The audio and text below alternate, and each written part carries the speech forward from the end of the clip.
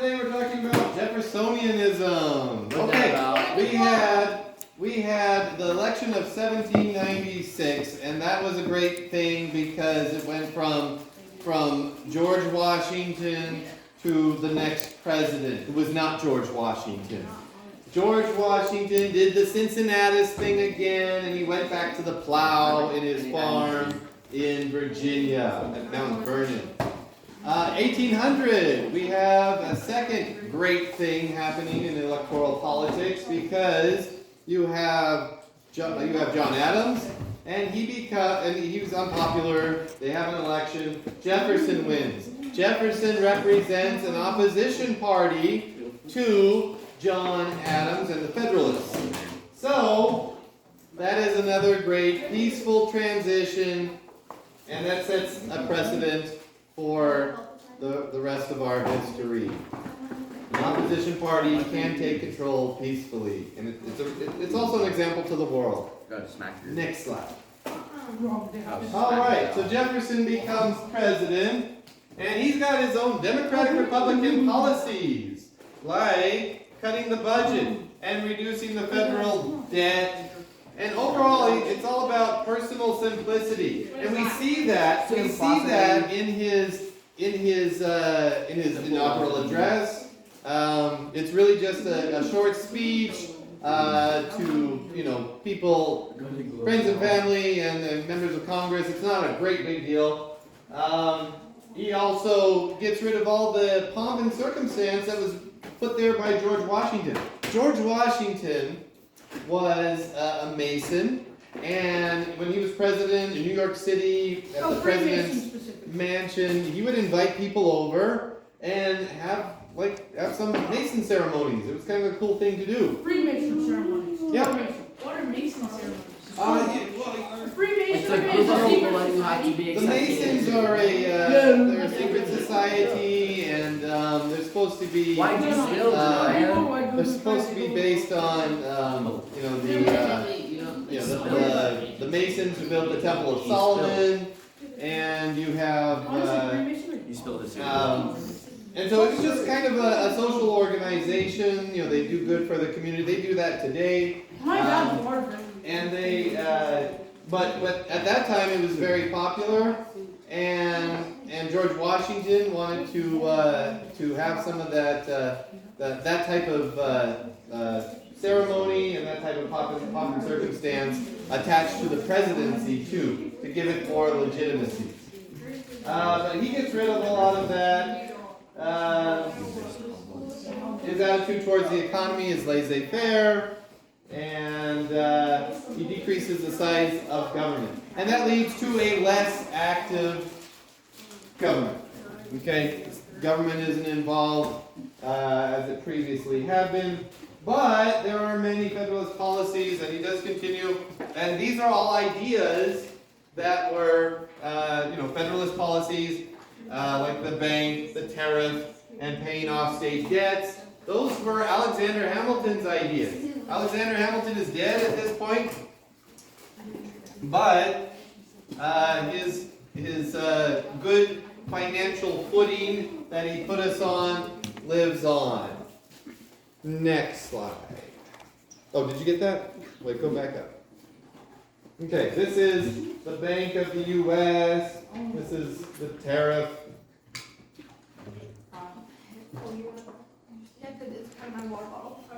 Next slide. Okay, so I gotta give a lot of context here. The Supreme Court. Now you'll remember last week I talked about how Jefferson and the Democratic Republicans had won the trifecta. The trifecta was the presidency, the House of Representatives, and the Senate. Not the Supreme Court. It does not include the Supreme Court. Now what's going on in the Supreme Court here is that you have a court of 6 justices at this time. John Marshall is the cousin of Thomas Jefferson, and he was appointed by John Adams to be on the court as the Chief Justice. John Marshall. Now there's a problem with the Supreme Court and its ability to do its job. Now, it's supposed to be the highest court in the land. They're supposed to take the final court of appeal. And what happens is there aren't enough justices to sit on these circuit courts. Now, what's a circuit court? A circuit court is an appellate court, but it's you have justices who travel to different areas. So they travel, say you had a court case, and they want to appeal it from the lowest federal court, and it goes, they want to appeal it, so you have to get these justices from the circuit court to come, and they travel to that court and sit there and listen and hear the case. And of course, if the people want to get that appeal to the Supreme Court, then it has to go to Washington, D.C. Well, Thomas Jefferson finds a solution to that, not having the circuit courts able to fill their docket, or to fill the bench with justices. He says, well, we got these Supreme Court justices that we can send out to you. Will be helpful to you. So you have these Supreme Court, say I'm a Supreme Court justice. I come out here and I've traveled with these Supreme Court, or with these circuit court justices, and I hear the case. Now, say the case is not resolved, they want to appeal up to the Supreme Court. Now, can I sit on the Supreme Court when that case is being heard? No, I cannot. I have to recuse myself. So, the Supreme Court becomes short on staffing, right? They don't have the people they need in order to hear the cases. So, and that's happening because all of them are out writing circuit. So, and plus this is the early 1800s, it's hard to travel. It's hard to get from here to there and back to the Supreme Court. And then you have to recuse yourself. So, things are not going well for the Supreme Court. They can't really do their job that well. Now, let me give you some other context. Midnight appointments. John Adams is making some appointments. It's his last day. He's like, oh, I gotta make some appointments for District of Columbia Chief Justice. Let's go with Marbury. Marbury's a good Federalist. I'll just, Secretary of State, go deliver that before midnight. Before midnight, because we're out of time. Okay? So, what happens is that it stays on the Secretary of State's desk. The next morning, James Madison, the new Secretary of State, comes and finds the appointment, and he's like, man, these are appointments made by the previous administration. I don't need to do anything with this. That's not a good. This is going in the trash. That's not a very good. Marbury gets mad, sues Madison. It goes to the Supreme Court. That's the context for the case. And out of the case, John Marshall, that wily John Marshall, goes back to his old English common law studies, Blackstone and Coke. And in Coke, he finds the principle of judicial review, judicial supremacy, the ability for a court to strike down a law. Next slide. All right, go ahead and write that down. And in our case, it's the power for the Supreme Court to reject laws that were passed by Congress. Okay, so this becomes a very strong basis. I mean, it's going to take decades to really, there's some short-term effect from it, but really we don't see the full effect of this until decades later. This is John Marshall, cousin of Thomas Jefferson. They didn't get along politically. All right. Next slide. All right, so let's talk about what's going on internationally. So here we are as our little federal republic, and it's in our DNA to think about westward expansion, and part of that is because of the old colonial experience. So you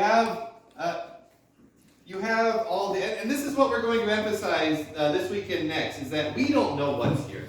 We really have no idea what's out here. So early on with the colonies, a lot of these colonies were simply defined by latitudes. We knew the latitudes.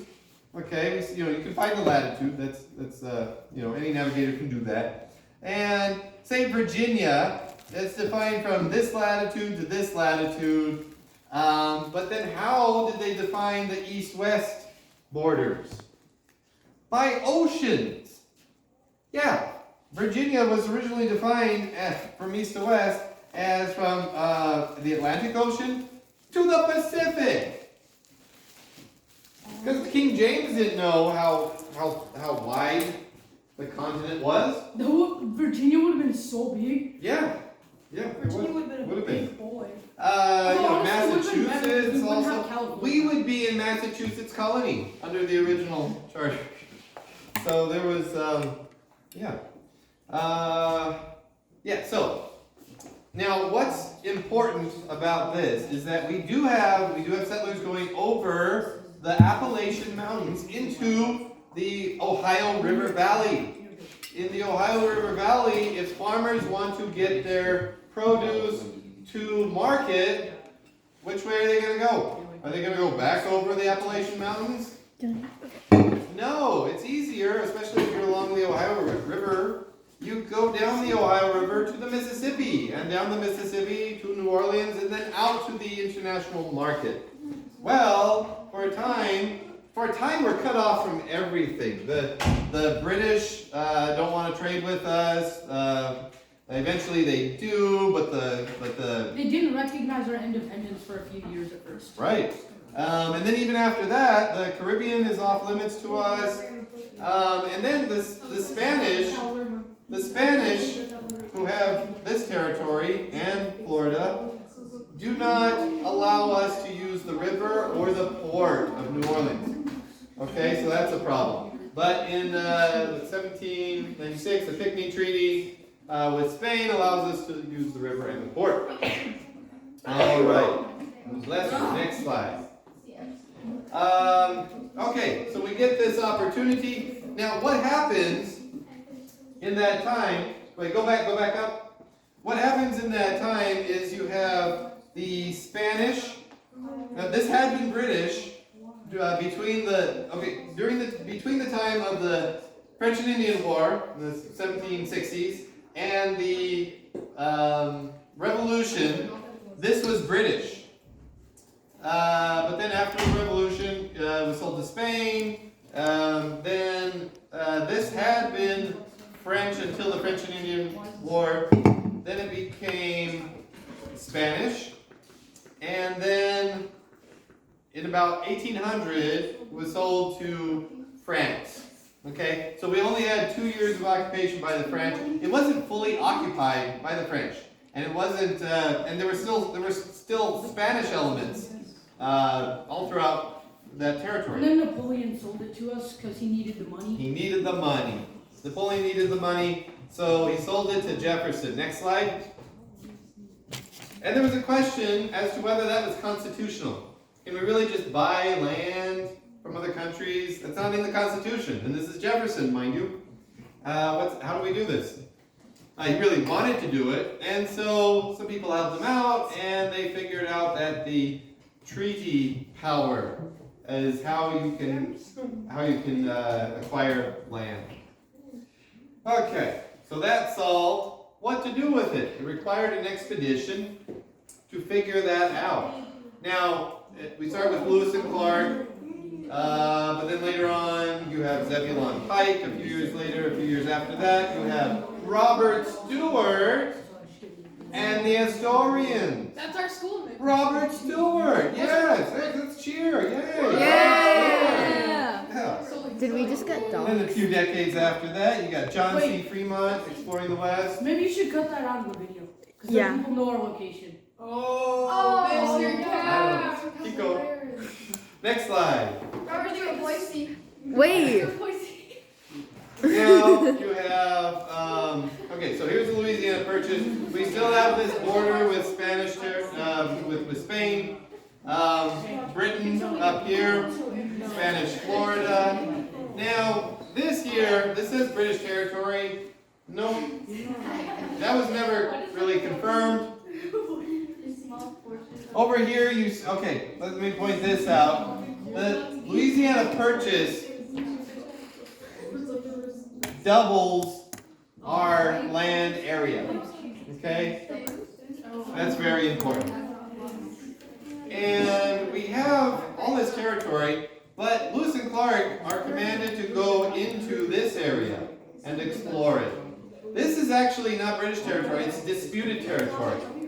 Because originally the Spanish claimed it, but they had no presence there. The Russians claimed it. The British and the French claimed it. And then several years later, after we acquire the Louisiana Purchase, we are making a claim there because we actually have farmers who are going out there to settle. And they settle in the Willamette Valley of Oregon. That's where Portland is today. And that is where everyone who got on to the Oregon Trail was trying to get to. The vast majority of them were trying, unless they broke off and went to California. Vast majority people going to Oregon country, later Oregon Territory, later Oregon State, they were all going to the Willamette Valley area. Okay, has anybody ever been there? To where? To the Willamette Valley. It's very green, Where's lush, that? rainy in Oregon. Portland area. Yes. Okay. So next time you go there, apologize for making them come through such horrible land right here to get there. When I was I know. Okay, Lewis and Clark On YouTube, follow me now. are trying to answer a lot of questions. They're trying to explore. They're trying to understand the geography. There's a lot they don't understand about the geography, so this is very helpful. They're trying to understand what kind of life is out there. And they're also trying to find a Northwest Passage, and other routes, of course. But the Northwest Passage has been something explorers were looking for since Columbus. Because, they discovered this huge landmass between Europe and China, and how do we get around that? Because we still want to go to China. So, And then, it would be very helpful to find a water route. then you have to go all the way around the tip of South America until the Panama Canal was created. Yeah, they figured out that there was a way to go around this landmass to the south, but was there a way to go around the north? There must be. There must be, they thought. So they were still looking for a Northwest Passage. And even those other explorers I talked about, some of them had in the back of their mind there might be a Northwest Passage. Yes. And also, for a while, people thought that South America was an island until it took a while to believe. Yes. And also to figure out the disposition of the Native Americans. Next slide. Okay. Internationally, we have the Barbary States. And the Barbary States are in North Africa, and they are traditionally they engage in slavery and piracy. And they were threatening our shipping routes in the Mediterranean and stuff. Well, that was because we weren't paying tribute. Yeah. We had been part of the British Empire, and we were not, and we didn't have to pay tribute because the British Empire did. And so they realized we were not a part of the British Empire. We needed to pay tribute. Now, we kind of won. I mean, It's a difficult war. Yeah. We sent in the Marines and they kind of just like gave up. Yeah, we sent in the Marines, and that's where we get in the Marine hymn. That's where we get in the Marine hymn from the halls of Montezuma to the shores of Tripoli. Okay. Yeah, they go to war. They burned. Stephen Decatur goes and burns down the Pennsylvania, which they had captured, and we're going to use against us. Next slide. So Britain and France continue to escalate war. Jefferson wants to engage in neutrality, and what he does is he issues the Embargo Act, and he closes down our ports because he doesn't want our merchants trading with Britain or France. And he does this to hurt Britain and France, but it hurts the United States merchants and producers more than it hurts the belligerents. All right. Next slide. I like all those colors. Is that it? Purple. All right. Thank you very much.